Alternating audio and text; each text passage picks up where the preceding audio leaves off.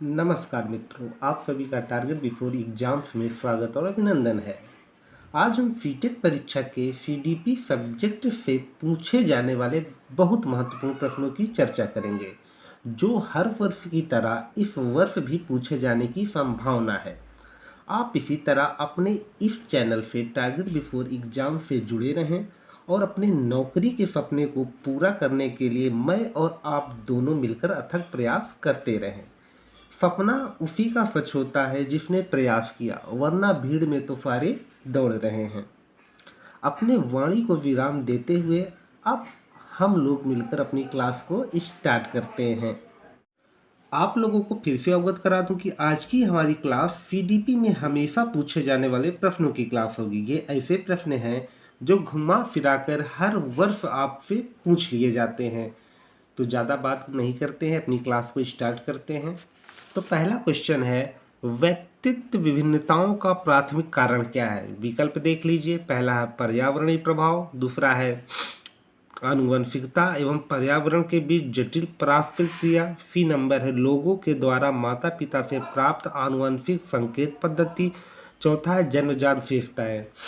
तो जहाँ पर पर्यावरणीय प्रभाव है वो भी सही है, और आनुवंशिकता, देखो अगर विकल्प में आपको आनुवंशिक और पर्यावरण दोनों मिल रहे हैं तो आपको दोनों टिक लगाना होगा। ये एक ट्रिक है। अगर पर्यावरण है तो केवल पर्यावरण, अगर आनुवंशिक है तो केवल आनुवंशिक। अगर ऐसे क्वेश्चनों में अगर दोनों विकल्प में आ जाता है कि पर्यावरण एवं आनुवंशिक, तो आप क्या करेंगे, आप आंख मूंद के बी वाला विकल्प लगा देंगे। ये सही भी है। आपका दूसरा क्वेश्चन है, निम्नलिखित में से कौन सा द्वितीयक समाजीकरण एजेंसी का उदाहरण है? जब एक बालक अपने घर में होता है तो उसका प्राथमिक समाजीकरण होता है। घर मतलब परिवार में। जब परिवार से वह बालक निकलता है तो कहाँ जाता है? विद्यालय में जाता है। और किसके संपर्क में आता है? मीडिया के संपर्क में आता है। तो आप विकल्प देख लीजिए। पहला विकल्प है विद्यालय एवं मीडिया, दूसरा है मीडिया एवं पास पड़ोस, तीसरा है परिवार एवं पास पड़ोस, डी नंबर है परिवार एवं मीडिया। परिवार आपका प्राथमिक समाजीकरण है तो परिवार तो होगा नहीं। दूसरा नंबर देखिए मीडिया एवं पास पड़ोस, ये भी नहीं होगा। बच्चा जैसे ही परिवार को पहचानने लगता है वैसे ही उसको कहाँ भेजा जाता है? विद्यालय। तो आपका ए नंबर का विकल्प है विद्यालय एवं मीडिया। तो ये वाला विकल्प आपका एकदम सही है। देखिए अगला क्वेश्चन देखें, निम्नलिखित अवधि में से किसमें शारीरिक वृद्धि एवं विकास तीव्र गति से घटित होता है?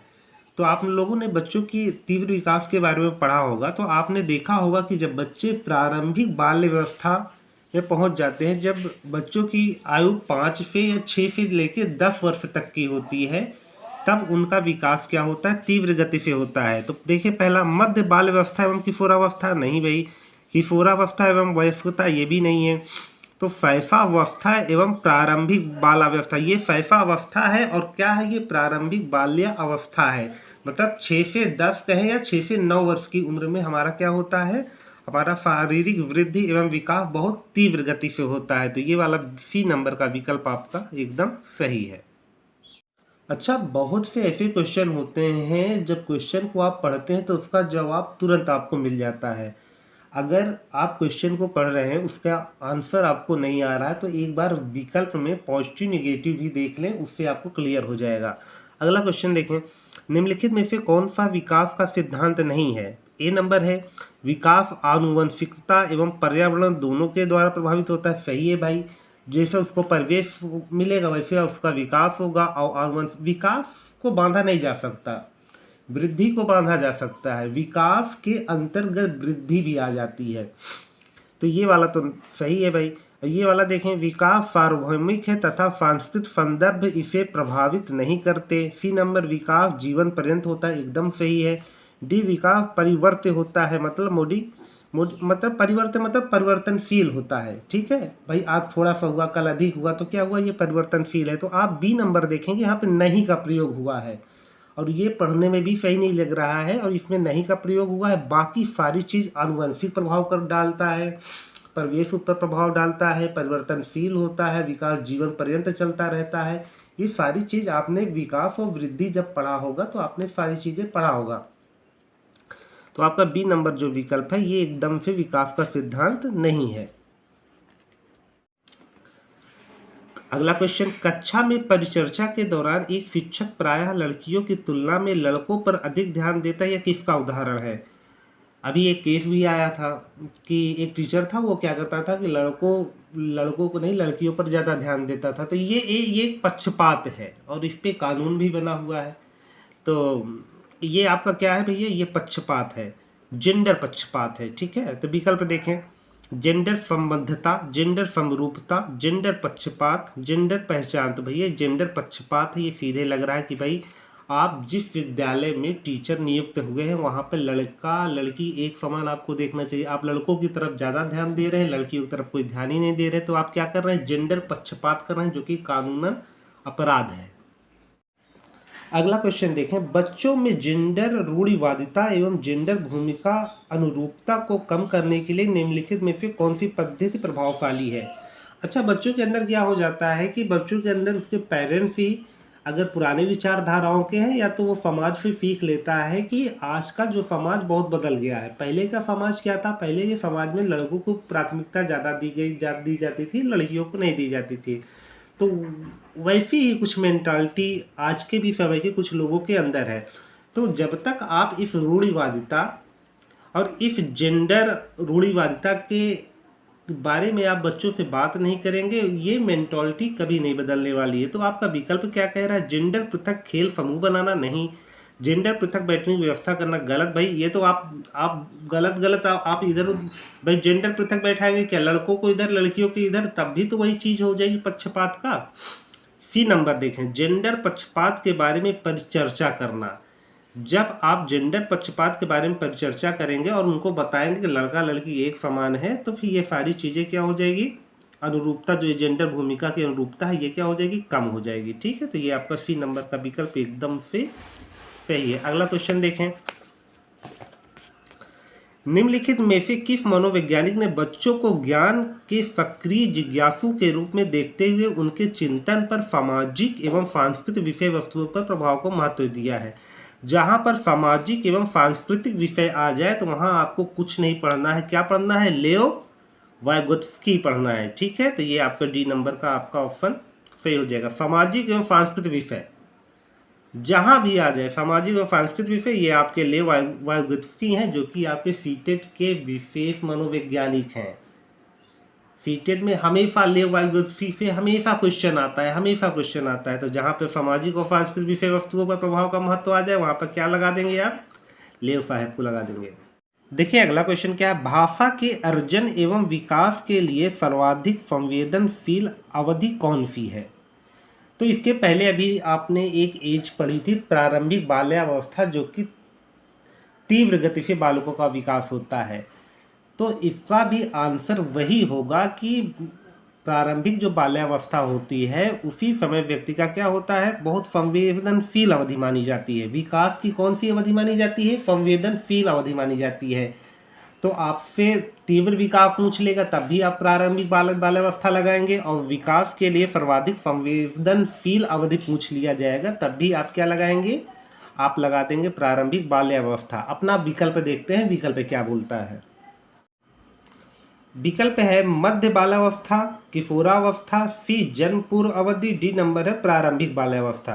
तो आपको बताया ना कि ये तीव्र समझने की अवस्था है और तीव्र विकास की अवस्था है, और क्या है? ये सर्वाधिक संवेदनशील अवस्था है। तो ये आपका सही हो जाएगा।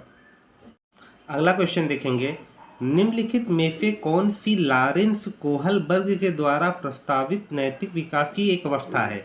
लॉरेंस कोहलबर्ग एक मनोवैज्ञानिक थे जिन्होंने 3 अवस्थाएं दी थी, जिसमें उन्होंने उत्तर परंपरागत स्तर को जब बताया था, उन्होंने तभी बता दिया था कि सामाजिक अनुबंध अभिविन्यास के बारे में बताया था। तो विकल्प देख लें, मूर्त सक्रियात्मक अवस्था ये नहीं है, उद्योग बनाम अधीनता अवस्था ये भी नहीं है, प्रसूति अवस्था ये भी नहीं है। तो ये सामाजिक अनुबंध अभिविन्यास ये सही इसलिए है क्योंकि जब लॉरेंस कोहलबर्ग क्या बता रहे थे? अपने विकास की अवस्था बता रहे थे, तो उन्होंने बताया था कि पूर्व परंपरागत स्तर बताया था, दूसरा बताया था परंपरागत स्तर बताया था, तीसरा क्या बताया था? उत्तर परंपरागत स्तर, जिसमें उन्होंने सामाजिक अनुबंध की बात करी थी। जब आपको मैं सारे मनोवैज्ञानिक के बारे में आपको जब मैं क्रम वाइज अपने क्लास में पढ़ाऊंगा तो आपको सारी चीज़ें क्लियर हो जाएंगी, आपको इतना सोचना नहीं पड़ेगा। ठीक है, समझ में आएंगे। अगला क्वेश्चन देखें, निम्नलिखित व्यवहारों में से कौन सा जीन पियाजे के द्वारा प्रस्तावित मूर्त सक्रियात्मक अवस्था को विशेषित करता है। विकल्प देख लेते हैं। स्थगित अनुकरण पदार्थ स्थायित्व, बी नंबर है प्रतिकारात्मक खेल विचारों की अनुत्क्रमणिता, सी नंबर है परिकल्पित निगमनात्मक तर्क श्रद्धात्मक विचार, डी नंबर है संरक्षण कक्षा समावेशन। तो जीन पियाजे ने मूर्त सक्रियात्मक अवस्था बताई, ये इनकी तीसरी अवस्था है और आयु क्या होनी चाहिए, 7 से 11 वर्ष होनी चाहिए। तो जब उन्होंने मूर्त सक्रियात्मक अवस्था बताया तो उन्होंने 3 टर्म बताया। पहला संरक्षण बताया, दूसरा क्या बताया, रिलेशन बताया, संबंध बताया, तीसरा क्या है कक्षा समावेशन मतलब वर्गीकरण बताया। मूर्त सक्रियात्मक अवस्था जीन पियाजे की तीसरी अवस्था है। उन्होंने मूर्त सक्रियात्मक अवस्था में 3 टर्म दिया, एक संरक्षण, दूसरा कक्षा समावेशन, तीसरा संबंध को उन्होंने महत्वपूर्ण बताया। ये किस वर्ष के आयु के बच्चों के लिए, 7 से 11 वर्ष के आयु के बच्चों के लिए है। तो आपका कौन सा विकल्प सही हो जाएगा, आपका डी नंबर का विकल्प एकदम सही हो जाएगा। अगला क्वेश्चन बहुत बेहतरीन तरीके से समझेंगे। बच्चों के संज्ञानात्मक विकास के संदर्भ में निम्नलिखित में से कौन सी पियाजे की संरचना है, जीन पियाजे की। तो ए नंबर है अनुबंध, बी नंबर है प्रबलन, सी नंबर है स्कीमा, चौथा नंबर है अवलोकन अधिगम।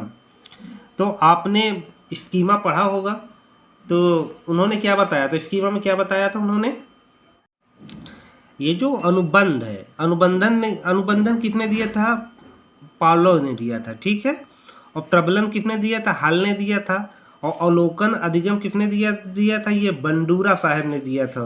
और जीन पियाजे ने क्या बताया था, किसके बारे में, स्कीमा के बारे में बताया था। तो कौन सा विकल्प सही हो जाएगा आपका, सी नंबर।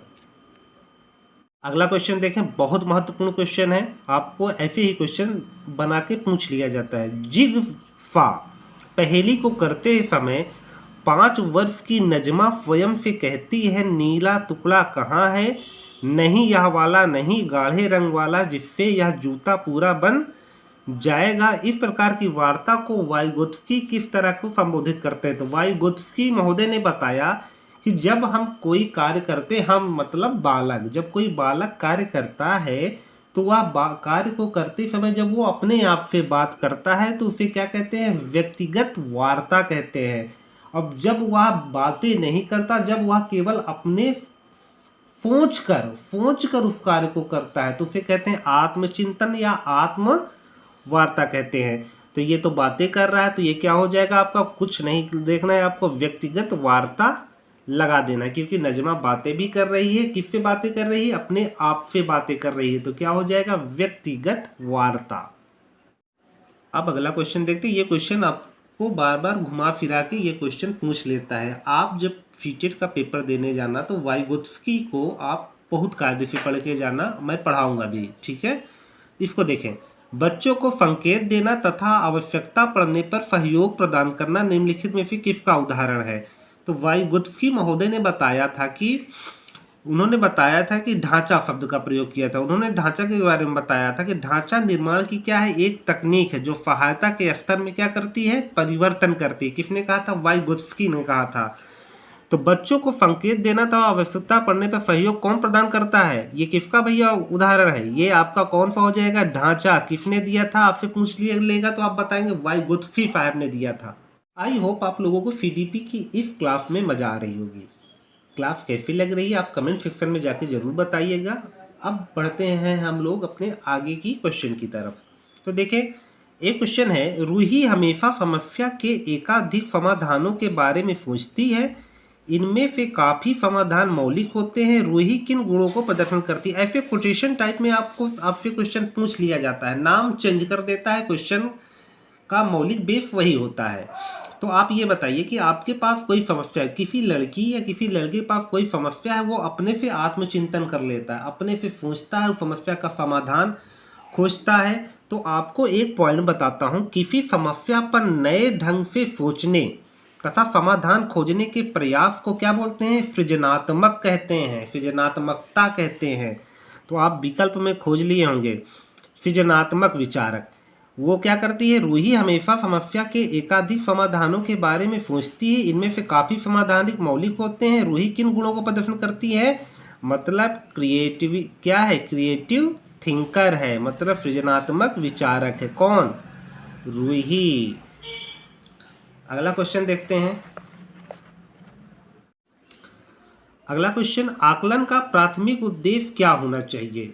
ये टीचर से है। आकलन का उद्देश्य क्या होना चाहिए? नंबर चढ़ाना, फर्स्ट डिवीजन बनाना, वो तो सारी चीज़ें ठीक है, लेकिन एक टीचर का मेन उद्देश्य ये होता है कि वो क्लास में सारे बच्चे, जो फर्स्ट भी आ रहा है, जो थर्ड भी आ रहा है, उनकी समस्याओं, उनकी अवधारणा के बारे में समझे और उनकी भ्रांतियों को समझकर उनकी भ्रांतियों को दूर करने का प्रयास करे। तो विकल्प देखें।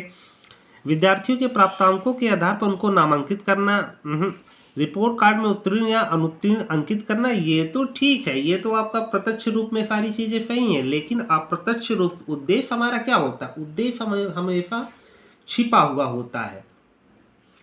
विद्यार्थियों के लिए श्रेणी निश्चित करना, नहीं भाई। डी नंबर देखें। संबंधित अवधारणाओं के बारे में बच्चों की स्पष्टता तथा भ्रांतियों को समझना, ये आपका चौथा नंबर का विकल्प डी नंबर वाला एकदम से करेक्ट है।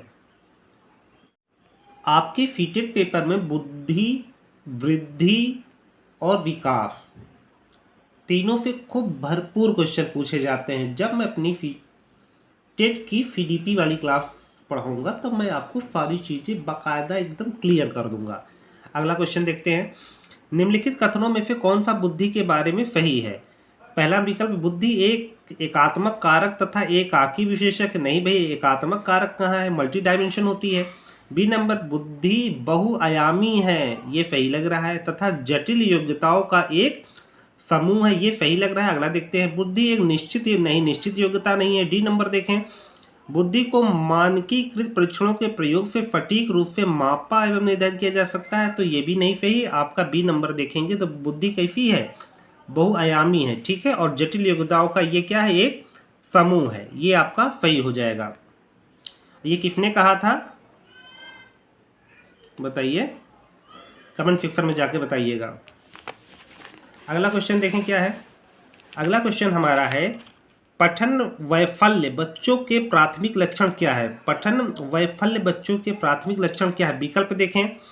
धारा प्रवाह पढ़ने की अक्षमता है, एक ही गति विषयक कार्य को बार बार दोहराना है, सी है न्यून अवधान विकार है, और चौथा क्या है? अपसारी चिंतन पढ़ने में धारा प्रवाहित। अब बात समझें, ये क्वेश्चन आपको हिंदी में नहीं समझ में आया होगा, अब अंग्रेजी में जाइए।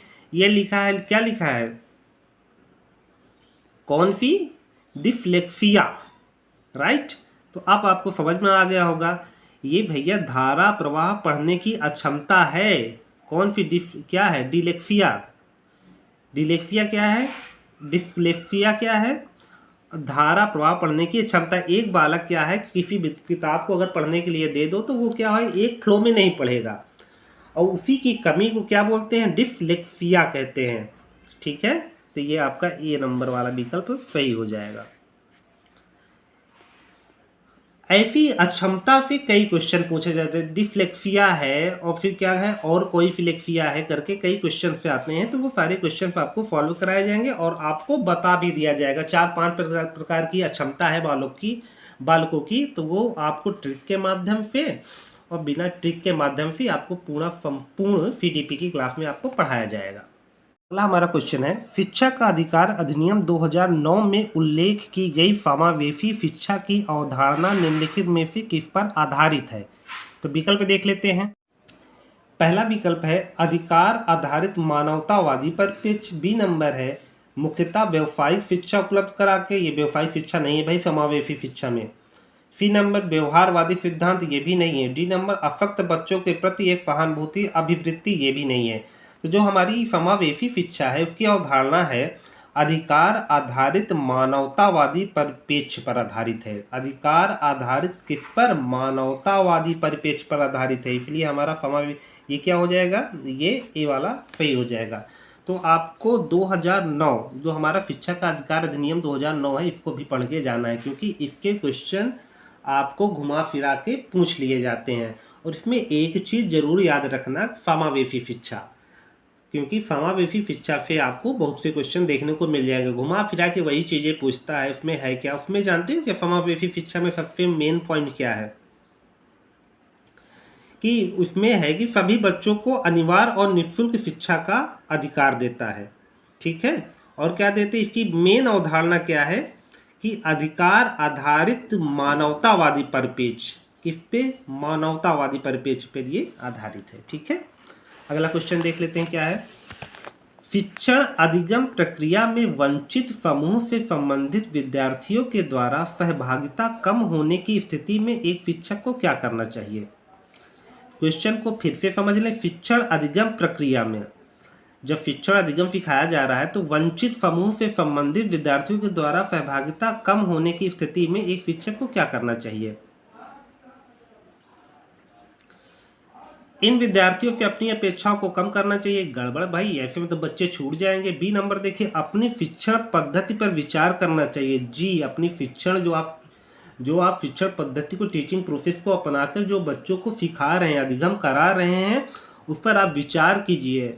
ठीक है, कभी कभी ये होता है कि एक शिक्षक को बहुत कुछ आता रहता है, वो बहुत कुछ जानता रहता है, लेकिन बच्चों को वो समझा नहीं पाता, तो आपको क्या बदलना पड़ेगा, टीचिंग प्रोसेस बदलना पड़ेगा। अपनी शिक्षण पद्धति पर विचार करना चाहिए तथा बच्चों की सहभागिता में सुधार करने के लिए नए तरीके ढूंढने चाहिए। एकदम सही है, आपको बी नंबर का विकल्प एकदम सही है, आपको कहीं और कुछ पढ़ने की जरूरत नहीं है। अगला क्वेश्चन देखें। अगला क्वेश्चन हमारा क्या है। अगला क्वेश्चन है, एक समावेशी कक्षा में एक शिक्षक और विशिष्ट शैक्षिक योजनाओं को ए नंबर विकल्प सक्रिय रूप से तैयार करना चाहिए। तैयार करने के लिए हतोत्साहित करना चाहिए, ये नहीं होगा। तैयार नहीं करना चाहिए, ये भी नहीं होगा। कभी कभी तैयार करना चाहिए, ये भी नहीं होगा। तो सक्रिय रूप से तैयार करना चाहिए। शैक्षिक योजनाओं को कौन तैयार करेगा भाई, शिक्षक करेगा। और किस रूप में तैयार करेगा, सक्रिय रूप से। तो ये आपका विकल्प ए नंबर का आपका जो विकल्प है, ये आपका एकदम से सही हो जाता है। ठीक है, ए नंबर का विकल्प जो है ये आपका एकदम से सही हो जाता है। आई होप आप लोगों को सीडीपी के महत्वपूर्ण प्रश्नों की क्लास अच्छी लगी होगी। आप इसी तरह हमारे और आपके इस चैनल टारगेट बिफोर एग्जाम से जुड़े रहें और हमारे चैनल को सब्सक्राइब, लाइक, शेयर करके अपने उज्जवल भविष्य के सपने को पूरा करें। तब तक के लिए नमस्कार।